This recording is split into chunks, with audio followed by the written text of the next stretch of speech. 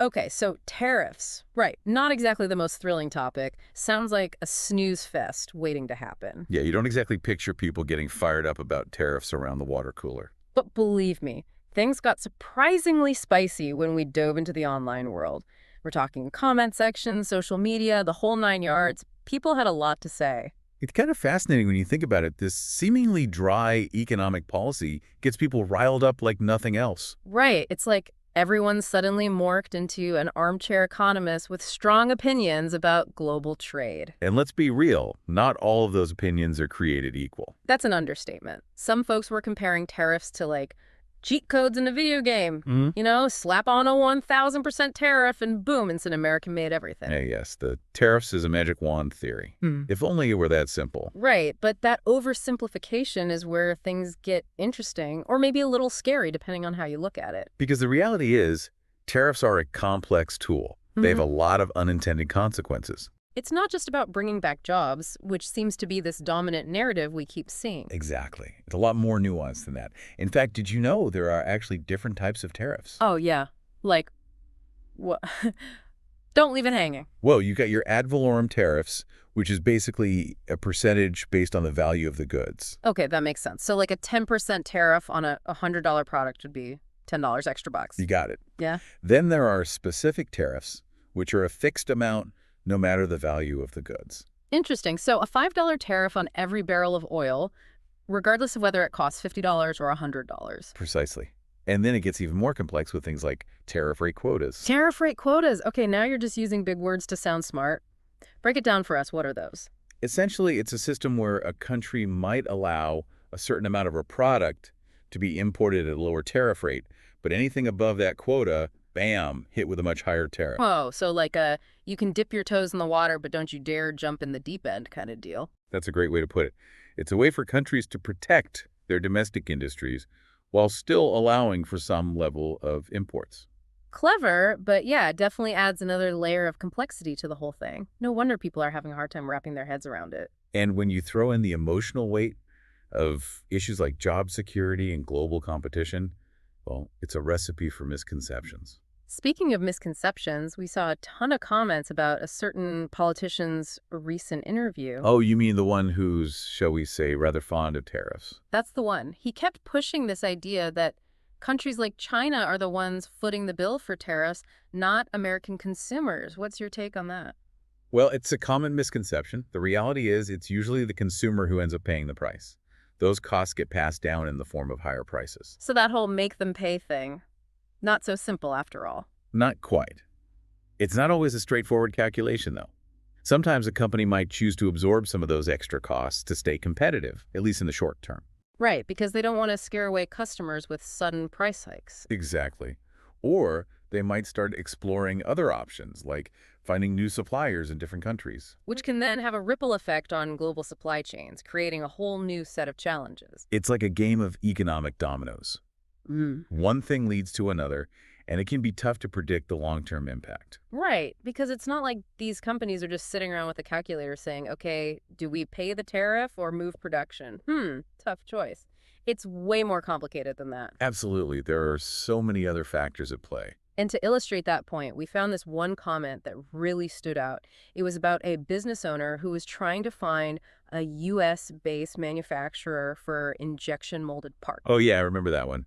They were determined to avoid tariffs altogether. Exactly. But here's the kicker. They were shocked to discover that the tooling costs alone in the U.S. were like 10 times higher than in China. 10 times. It really highlights this concept of comparative advantage that we often overlook. Some countries are just better equipped to produce certain goods more efficiently because of their resources, infrastructure, you name it. It's like trying to grow bananas in Alaska. It's just not going to be as cost effective. Exactly. And tariffs disrupt that natural balance. It's not as simple as saying, let's make everything here in the U.S., because we're talking about a complex web of interconnected industries and supply chains that have evolved over decades. Okay, so let's circle back to this politician's interview for a second, because it wasn't just what he was saying about tariffs that got people talking. It was, well, everything else. You mean his body language? His tone of voice? All of it. People were analyzing every little detail. Some even zoomed in on his suit. It was like they were trying to decipher some secret code. It's amazing, isn't it? This need, we have to find deeper meaning, even in the most superficial things. Like we're all amateur detectives trying to get inside his head. And, sometimes those interpretations, whether they're about body language or economic policy, reveal more about us, the observers, than the subject itself. Ooh, that's deep. Tell me more. Well, it's like this. We tend to gravitate towards information that confirms our existing beliefs. It's called confirmation bias. Ah, so if you already love the guy, you'll find reasons to love him even more, and if you can't stand him, well, you're just looking for more reasons to back that up. Pretty much. And that's what makes this deep dive so fascinating. We're not just talking about tariffs. We're talking about psychology, about how we process information, about the very human desire to find patterns and make sense of a complex world. And sometimes those patterns are more about us than the actual reality. Often, yes. And speaking of trying to make sense of the world, we stumbled upon this other thread online that was pure nostalgia. People were waxing poetic about the good old days of the 1950s, claiming that tariffs would magically transport us back to that era. Ah, the 1950s when a single income could support a family and life was simpler, or so the story goes. Right. But as with most things, nostalgia often paints an incomplete picture of the past. It really makes you wonder, doesn't it? This whole idea of the 1950s as some kind of economic paradise. Right. Like a time machine back to when things were better. And as you mentioned, it's not the whole picture. So our listener who might not be as familiar with that era, what are some of the things that this whole Make America Great Again narrative tends to gloss over? Well, one thing that often gets overlooked is that while the 1950s did see a lot of economic growth, it wasn't exactly evenly distributed. Meaning not everyone benefited equally. Exactly. For example, African Americans faced huge hurdles back then. Segregation, discrimination, limited access to opportunities. They were largely excluded from the economic gains of that era. So it's like looking back through rose-colored glasses. Precisely. And even for those who did benefit from that post-war boom, the economic landscape was just completely different. The U.S. was becoming a global superpower. There was this sense of optimism and possibility. And it's just not realistic to think we can recreate that same environment today. Right. The world has changed. The global economy has changed. It's not as simple as turning back the clock. Exactly. And to think that simply slapping on some tariffs will magically transport us back to that time period, well, it's just not how it works. Speaking of which, let's talk about this politician's interview a bit more. He repeatedly made this claim that tariffs would bring back manufacturing jobs to the U.S., even going so far as to say he could impose tariffs as high as 1,000%. I mean, wow. Yeah, that's quite a statement. And it really underscores the dangers of oversimplifying these complex economic issues. While it's true that tariffs can incentivize some companies to shift production back to the U.S., You're saying it's not a guarantee. it's far from a guarantee. It's rarely as easy as just adding a tax and watching the jobs come flooding back. Right, because companies consider a lot of factors when making these decisions, not just tariff levels. So what are some of the things that this politician and those who share his viewpoint might be missing? Well, one major factor is automation. A lot of those manufacturing jobs that were outsourced to other countries in recent decades have actually been replaced by machines. So even if a company did decide to move production back to the U.S., it wouldn't necessarily mean a surge in factory jobs. Exactly. Those jobs might not even exist in the same way anymore. And then there's the whole issue of global supply chains. So many products these days rely on components and materials from all over the world. Right, it's not like everything is made from start to finish in one place anymore. Exactly. And tariffs disrupt these intricate networks, which can lead to all sorts of unintended consequences: higher prices, delays, even shortages. It's like a domino effect, right? One thing impacts another, and it can be really tough to predict how it's all going to shake out in the end. But, all of this talk about tariffs and manufacturing and global competition, it really seems to be fueling this deeper anxiety that we're seeing in the comments. An anxiety about the future of work, the future of the economy. The future in general, like this underlying hum of uncertainty. Exactly. And people are feeling increasingly insecure about their place in the world, their ability to provide for themselves and their families. So what are people saying, in their own words? What are they most worried about? And what do they think needs to be done? One common theme is this growing sense of inequality. People see the gap between the rich and the poor widening, and they feel like the system is rigged against them. Right, like the American dream is slipping out of reach for many. Exactly. They see corporations raking in record profits while wages remain stagnant, and they're struggling just to make ends meet. They're working longer hours for less pay, and they're worried about what the future holds. So it's not just about tariffs then, it's about this bigger question of economic fairness. Absolutely. And people are hungry for solutions. They want to see real change, not just more of the same. So are there any specific ideas or policy proposals that seem to be gaining traction in these conversations? What are people proposing as a way to address these anxieties and create a more just and equitable economy? Absolutely. We're seeing a surge in support for things like a higher minimum wage, stronger unions, and more progressive taxation policies. Basically, a shift towards a system that prioritizes the well-being of working people and ensures that everyone has a fair shot at a decent life. So less about trickle-down economics and more about lifting from the bottom up. Now that's a conversation I can get behind. But before we get too deep into those potential solutions, we're going to take a quick break. When we come back, we'll explore some of the more outside-the-box ideas that are bubbling up, from investing in green jobs to rethinking the very nature of work itself. Stay tuned. And we're back. We've been digging deep into this tariff debate, but it feels like we've uncovered something way bigger than just taxes on imported goods. It's like tariffs are just the tip of the iceberg. Exactly. Because underneath it all, there's this undercurrent of anxiety, this fear of the unknown when it comes to the future of work, the economy, everything, really. That's definitely a recurring theme in a lot of these online discussions. People are feeling uncertain, and they're looking for answers, for reassurance, for some sense of hope.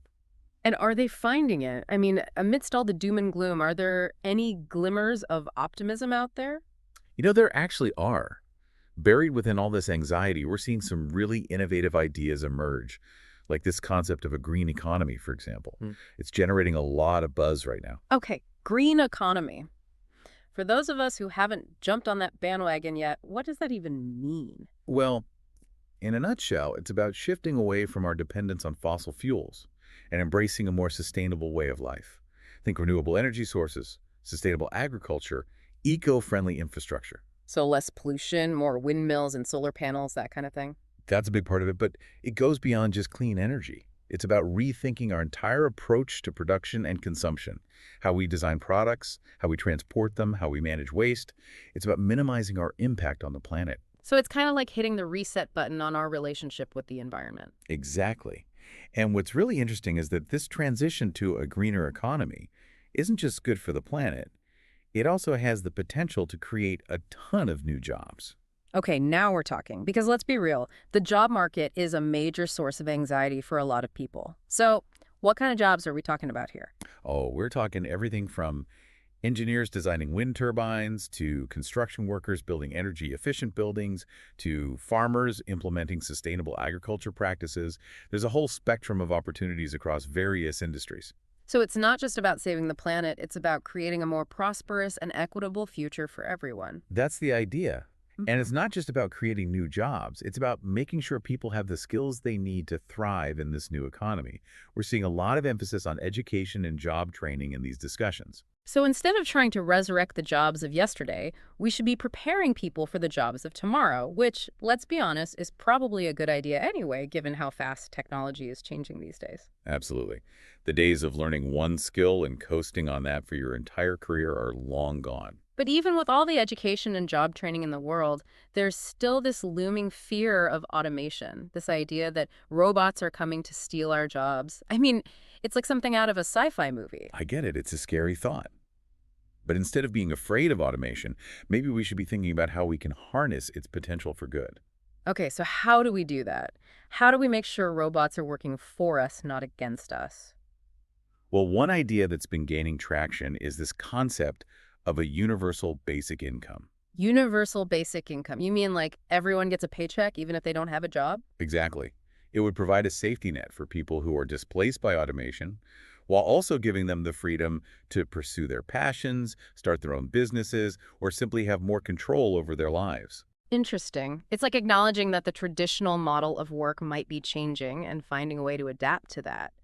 But, as we've been going through these comments and listening to all these different perspectives, one thing that really strikes me is how often people crave certainty, especially when it comes to something as fundamental as the economy. And unfortunately, that's something that's in short supply these days. The world is changing at an unprecedented pace, and it can be hard to keep up, let alone feel secure about the future. It makes you wonder, doesn't it, if this whole tariff debate is really just a symptom of a much deeper yearning for a more stable and equitable future? I think you're onto something there. Because at its core, this isn't just about economics, it's about something much more fundamental. Mm. Our need for security, for fairness, for a sense of belonging and purpose in a world that often feels increasingly complex and unpredictable. So where do we go from here? If tariffs aren't the magic bullet solution that some people seem to think they are, what are the alternatives? That's the million-dollar question. And honestly, I don't think there's one easy answer. But I do think it starts with dialogue, with listening to each other, with being willing to challenge our own assumptions and embrace new ideas. It's about finding those common threads that connect us, even when our opinions differ. Exactly.